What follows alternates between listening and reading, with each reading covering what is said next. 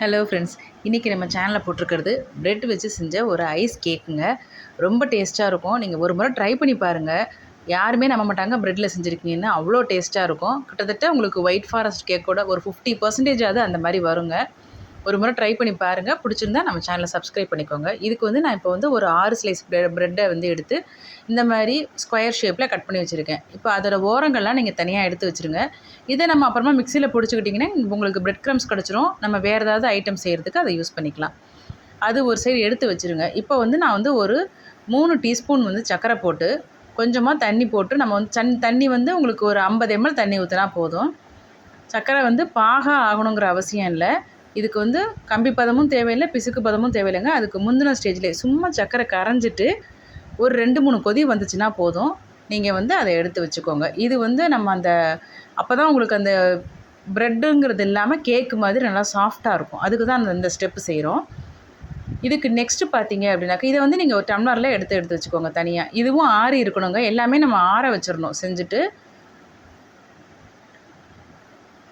இப்போ நான் தனியாக அதை ஒரு கப்பில் எடுத்து வச்சுக்கிறேன். இப்போ நெக்ஸ்ட்டு பால் 200 ml எடுத்துருக்கேங்க. 6 ஸ்லைஸ் ப்ரெட்டு நம்ம எடுத்துருக்கோம். அந்த ப்ரெட்டுக்கு 200 ml பால். இது காய்ச்சாத பால் தாங்க. நான் இப்போ தான் இதை காய்ச்சிறேன்.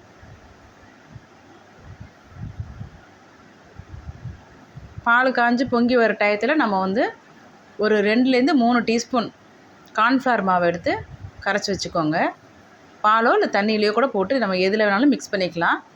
அதை இப்போ நல்லா பொங்கி வர்ற பாலில் ஊற்றிட்டு கிண்டிக்கிட்டே இருந்தீங்கன்னா ஒரு 2 மினிட்ஸ் கிண்டினீங்க அப்படின்னாக்க நல்லா உங்களுக்கு கெட்டி போட்டுருங்க.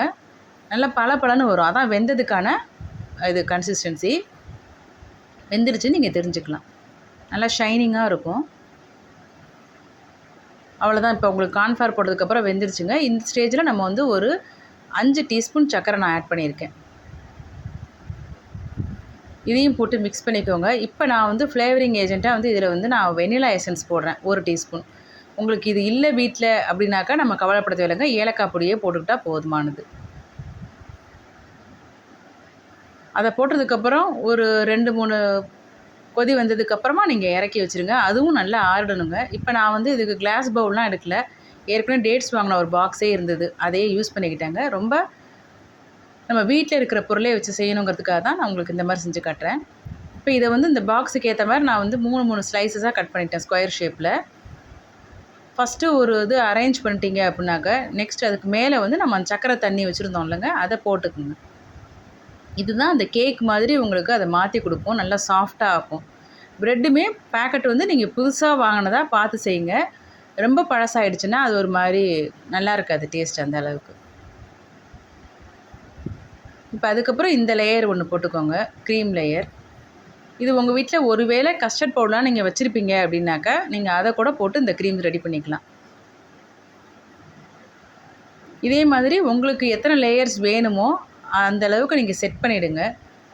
செட் பண்ணிவிட்டு ஃபைனல் லேயரில் நம்ம பாதாம் பருப்பை நான் இங்கே துருவி வச்சுருக்கேன். உங்கள் வீட்டில் என்ன பருப்பு இருக்கோ, பாதாம், முந்திரி, இல்லை எதுவும் இல்லைனாலும் கிஸ்மிஸ் வச்சிங்கன்னா கூட நல்லாயிருக்கும் பார்க்குறதுக்கு. அதை நான் சும்மா அலங்காரத்துக்காக தான் அந்த மாதிரி வைக்க போகிறேன்.